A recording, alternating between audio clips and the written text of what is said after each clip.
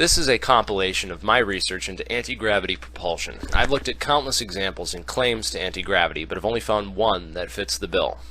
Let's start with the fact that millions of saucer-shaped UFOs have been spotted. Flying discs are the most commonly seen shape of UFO. Since a disc shape is not very aerodynamic, there must be some other reason for why it is shaped this way.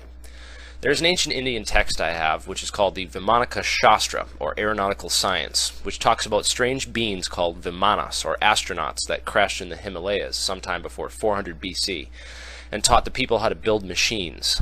One such machine is a craft that flies on rotating liquid metal. Legends of the Nazi Bell experiment, as told by Yakov Sporenberg, also refer to a technology that rotated a mercury-like substance that was violet in color and glowed when under test. We also find several examples of modern scientific researchers who have reported strange gravitational effects with rotating superconductors. The first and most famous was conducted by Russian scientist Eugene Podkletnov at a superconductor research laboratory in Finland, where he found evidence of artificially produced gravitomagnetic fields that were trillions of orders of magnitude larger than predicted by quantum mechanics. The effect appears to be directly related to Bose-Einstein condensation, which is where you cool something down to the point where all of the atoms in a substance reduce to a single wave function and behave as a single atom. I'm not going to get into the intricacies of quantum mechanical behavior, but basically this produces two observable effects, known as superconductivity and superfluidity. Just as a superconductor conducts electricity with zero resistance, a superfluid flows with zero resistance. That means zero viscosity, zero friction. I go over this in brief detail in my other video, but keep in mind that condensed matter physics is in itself an entire discipline of solid-state physics, which is only half the physics you need to know to truly understand anti-gravity. The other half is space-time manifolds and relativity. Modern gravity research has reached a hiatus, which has happened several times throughout the history of theoretical physics, where we have no other choice but to sit back and wait for the mathematicians to develop new mathematics or the experimental physicists to find new results. And hopefully the insight that I provide in this video will help speed this whole process along. This is my drawing of the superfluid anti-gravity centrifuge. It's basically a hollow container which is filled with a special liquid which is both a ferrofluid, or magnetic fluid, and a superfluid, which flows with zero resistance. The idea is to use magnetic fields to accelerate the fluid in the container, getting it to spin around faster and faster. Because there is absolutely no friction, it will keep going faster and never slow down. Once the fluid approaches relativistic speeds, it could theoretically warp the space-time continuum around the craft, producing a so-called anti-gravity effect. Now, the most important thing is this fluid, what it is and how to make it. Unfortunately, I don't know the exact formula, so it's going to require a little bit of alchemical tinkering and experimenting for us to come up with the exact formula. Fortunately, we have some information on the ingredients and properties of the fluid, thanks to those who were brave enough to come forward with the information. Edgar Fouché, who claims to have worked at Area 51 on the Aurora project, describes the inner workings of the TR3B flying triangle, and says that there is a central accelerator ring that rotates a mercury-based plasma, supercooled to 150 Kelvin, pressurized to 200,000 atmospheres, and rotated at 60,000 revolutions per minute. The supercooling supports the theory that Bose-Einstein condensation is taking place, and the mercury-based plasma gives us another clue. Please note that there are two scientific definitions of the word plasma. It can mean a fluid suspension of solid particles, such as a blood plasma, or it can refer to the fourth state, or ionized gas phase of matter, which is the other type of plasma. Lance Corporal Jonathan Wagan of the Disclosure Project describes the fluid he saw all over the ground at a crash site in Peru as a dense, viscous, silvery fluid that, when you looked at it, would change color from green to purple. This is another clue, because in order to make duplicolor paint, which is the kind that changes color depending on how you look at it, they grind up shiny metal into tiny flakes and then mix it in with the paint. Iron will actually float in mercury, because the density of mercury is higher than that of iron. This makes it possible to suspend trillions of tiny ferromagnetic iron particles inside the mercury, creating a ferrofluid plasma.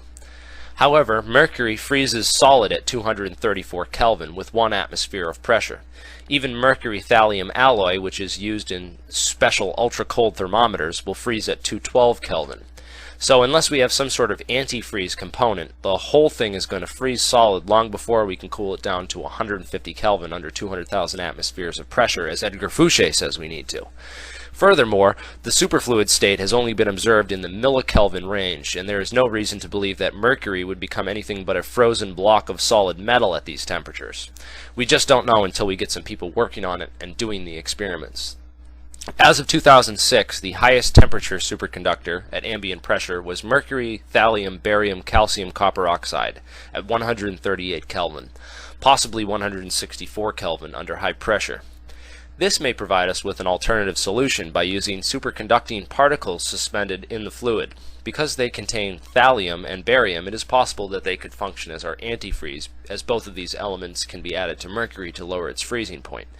Again, I'm just throwing ideas out here as to what this fluid may be and how to produce it, and I encourage you to share your own thoughts, and I highly support further scientific research into this area, especially the search for a high-temperature superfluid, or possibly a superferrofluid, if such a thing even exists.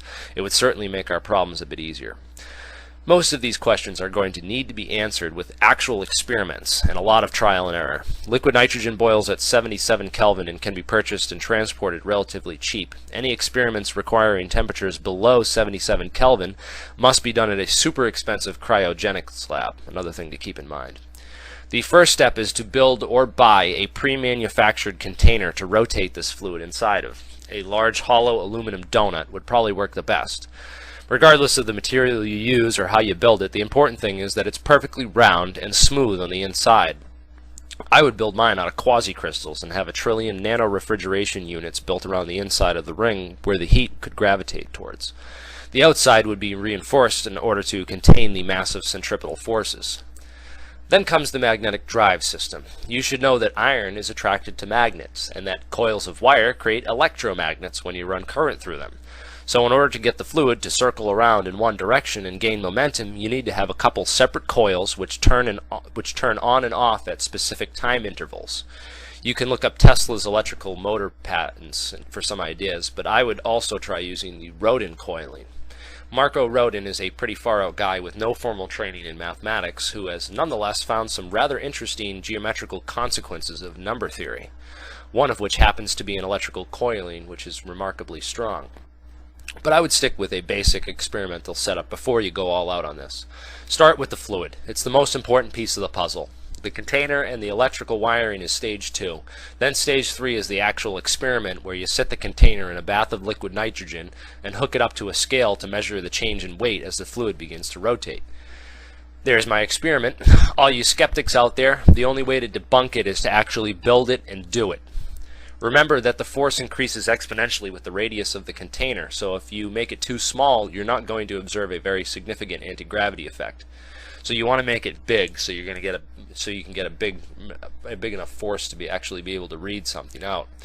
NASA's Advanced Propulsion Labs did a video where they tried to disprove this effect, and to do this they used a tiny little rotating superconductor disk and showed that it produced a tiny, barely measurable effect. They then concluded that the effect was too small and weak to be used in any serious propulsion drive, and this of course was pure deception on the part of these lying government bastards at NASA who have cooperated with the secret government to keep all this technology and the truth about aliens covered up for decades. I'll go more into why and how they did this in a separate video. It basically has to do with the fact that this type of propulsion would be noiseless and emissionless. So combine that with meta-invisibility and just think about what the implications are for stealth technology. Please try to keep the discussion in this video focused on how to build an anti-gravity engine. Hopefully we can get some intelligent debate going on this mercury-based plasma, as that is the key component of the whole experimental setup. Please feel free to share any additional information you think people might find helpful to actually build this and do this experiment.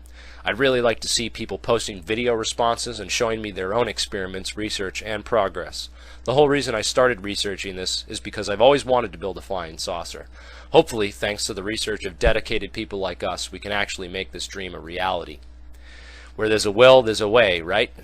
Thanks for watching, and don't forget to rate 5 stars and subscribe to my channel.